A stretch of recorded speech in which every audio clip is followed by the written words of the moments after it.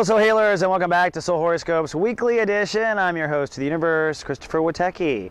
And come on down to something else I host, soulgarden.me. And we got a new show, a new office hours, not with me hosting, but actually a Virgo hosting. That's right, Virgo host. Power up for Jenny Watson. She's our village chief. It's called SG After Dark. It's an office hours. It starts at 6 p.m. Pacific time or 9 p.m. Eastern. Her co-host is Marcella. She's our hostess with the mostest at all the office hours. So this is a fun time. We have chat, we talk about things, people come in as guests. It's gonna be a fun time. Come on down, come see what your fellow Virgo is doing. Well, we're now moving into Leo, which means we're shifting into two new states of awareness to focus on, two new parts of ourself. Remember, there's always actually three stories going on in astrology, three layers of stories. There's the God level energy, which is the sun in Leo now. So everyone on earth is now going to work on their I love consciousness, love.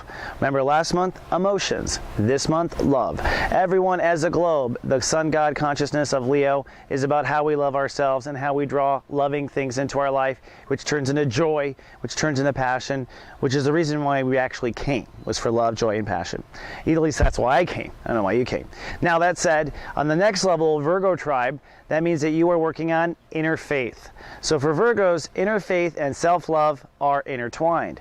In other words, if you don't love yourself, you don't have faith in life. That's the secret formula of being a Virgo. And here is the dichotomy. You're so picky, so judgmental, always on the perfectionist. You have to love yourself no matter what to have faith in life. And this is the big paradox of being a Virgo. So you're going to be working on your context of how you connect to your higher self. That turns into weeds, things that are blocking you, past life traumas, soulmates that need out of your life. That was the last life, it's plaguing this one. Basically your karma, ending the weeds in your soul garden. And the result is coming into your inner faith. When you have inner faith, you are loving yourself and you are feeling loving in the world. That's the big equation. Now there is a third personal story that everyone has, and that is based on your date of birth. That's the one that the guardian agency will watch over for you when you're part of the GA. So when I watch over in GA, I'm telling you the third story. That's how it's all put together. Now, we're in the Leo I love sector of Earth's orbit. This is the part where we are connecting to green energy. This is also the part of the year where we're connecting to green. The color green, literally our connection to our heart chakra. Did you know your heart is green? Did you know love is green? Totally is. So is the IB state of awareness. So time to step in the green. Now, that said, we are in chapter 1 of Sun and Leo, and we start off on Monday. We're really just seeing if you can feel the love. Things will be a bit more cloudy this month for you, Virgo, because you are working on your ability to connect to your higher self spiritually, therefore connect to love. On Monday, the question is, are you feeling the love? Do you feel love in your life? Do you feel joy in your life? Do you feel connected to your inner self? Do you feel trouble deep on the inside? What about your inner faith? Do you feel faith? Do you feel things are brewing underneath the seams? Do you feel like your childhood keeps repeating itself? This is what you're asking. These are the questions that we're asking. The moon is in Libra at this time, and so your emotions are quite sensitive about your self-esteem or your value consciousness. And during the day, there will be a bump as the moon crosses over Mars. So at one point on Monday, an explosion, a passion, maybe you look at your checking account, oh my goddess, things are gonna bounce. Whatever it is, it's a financial self-esteem manifestation emotion, but I'm sure it reveals whether you have faith in yourself, whether you love yourself. How you react will tell you how much you're loving yourself right there. So a bit of a bump. Now that moon crossing over Mars opposes Uranus and Aries, which is going to hit that fault line where you're trying to value yourself and put yourself out there, but every time you do, you've got to get comfortable with something new. Your boundaries have to change. You have to open up trust, shut down trust. So constant trust innovation with Uranus and Aries, opposing moving forward with what you're really worth with Mars. On Tuesday, it's a very emotional day. The moon continues in Libra, so at this point you're working on values, maybe money, maybe productivity, maybe emotions around jobs, and whatever it is, you have to grow up. The moon will cross over Saturn. Now the moon is the ruling planet of the day, so the universe is all pointing towards it's about Libra. And you know, it really is about Libra. This whole self-esteem initiative, this whole manifestation initiative that's going on will wrap up for Virgos around Scorpio. So after Saturn went through your sign from 2009 on, you've been working hard at raising your prices, building self-esteem, ending self-criticism, getting to a point of being in charge of your pocketbook, being in charge of your productivity, manifestation, and money, right? between now and Scorpio or Halloween will determine whether or not you won or not won, or learned it or didn't learn, and then the universe splits and moves forward. That's a lot of what the Act 3 videos are about, incidentally. So on this particular day, with the moon ruling, and the moon crossing Mars yesterday and crossing Saturn today, it really is a reckoning of the next 4 months to come, if you think about it. And for you, it is about emotional maturity. Don't let your emotions talk down your prices, right? Don't let your emotions overly inflate your prices. Your job is a nice, cool balance. What is fair, what is true, and what is a good connection. That's what you're going for, having Libra in this space. The other part, too, is its opposition. These 3 planets oppose, are actually trine, Venus and Gemini, which ultimately says, as you face this self-esteem stuff, guess what's going to open up? Career options. So a lot of this, the way you emotionally respond to self-esteem, soul capital, etc., is dialectically trined to your career expansion until Witecki notice. Then on Wednesday, things get sunny again. Jupiter rules the day, so it's a day of expansion, learning, etc. In your case, you are expanding faith. You're seeking to expand your interconnection to your higher self. You're seeking to expand the feeling of love and joy in your life, or not worry. Okay? You also are looking for what may not be right. Perhaps you feel something not right, hasn't been right for a while, not to the bottom of it. This is a day of exploration where you want to do that. Again, values, manifestation, abundance, that's what your emotions are focused on for a 3rd day now with the moon in Libra. But the universe also on this particular day blesses us with 2 yads. Now, yad is God giving us the finger. We had one come up last week. That's with Pluto here in the Oh Holy. And this Oh Holy Pluto is a reminder from God, for Virgos only, that in order for all of your life to go forward, you've got to reconsider how you connect to your own heart. Period. Which means you have to reconsider your childhood, which means you have to basically reconsider giving yourself a new childhood. All right? That is the only way Virgos are going to be happy in retirement. All right? So Pluto is a constant reminder that your own relationship to your own inner child is essential. Period. That's your creative self. That's your passionate self. But this other yod, which actually circles around the Sun and Mercury in Leo, pulls in that Pluto part. So again, reinventing your relationship to inner child. But also it says with Neptune in Pisces, reinvent relationship to inner child, but keep an open psychic mind to relationships, period. So don't think you know where marriage and partnership will go at all. Just stay intuitive about it. And be continue to reconsider your relationship to your inner child. That is what God is saying will bring faith to Virgos now with this beautiful little yod here. All right, it's a lot there, isn't it? Then after Yodin, it's breakdown. Thursday, Uranus rules the day. That means we're going to have breakdown.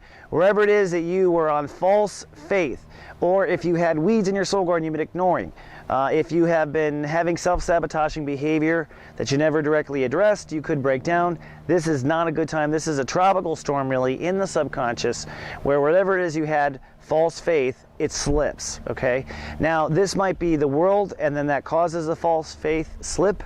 This may be vice versa. It can happen in the world or not. You're working on inner faith and spirituality. So sometimes the karma happens completely privately. Sometimes people get in car accidents or things like that. So be careful, I guess is what I'm trying to say. The breakdown also feels severe because the moon has now shifted into Scorpio. So whatever happens on Thursday, part of your challenge is not to go ballistic in your mind. Okay, so keep your mind at bay as inner faith is breaking down on Thursday. Then on Friday's not exactly a sunny fun day. It's partly cloudy, but at least it's not yesterday, Thursday. And it's a breakthrough day. Mercury retrograde rules the day. It's time to get to the bottom of where the false faith was, get to the bottom of the weed, get to the bottom of self-sabotaging behavior, get to the bottom of what clogs up loving yourself, because that's what it comes down to. No spiritual faith means no love for the Virgo. So what is the issue? Why can we not pull that in our life? Now, one trine that comes up and stays up for a while that's a big clue from the universe is the Sun conjuncting Mercury once again in Leo, and now this time trining to Uranus in Aries. What this says is, as you step into inner faith, you must also be willing to constantly shift shape your boundaries. So in other words, if you want faith in yourself, you're going to have to open up to church or love or healing or all sorts of things. You're going to have to open up the things if you want inner faith, says this trine with Uranus and the Sun conjunct Mercury, and probably adding to your breakthrough awareness about faith in general. Then on Saturday, the Sun comes out to play. That's because Venus rules the day. Whenever Venus rules the day, the universe is putting pressure to restore balance and order. Giving and receiving is restored. So you might have good dreams for the first time. By the way, bad dreams, common.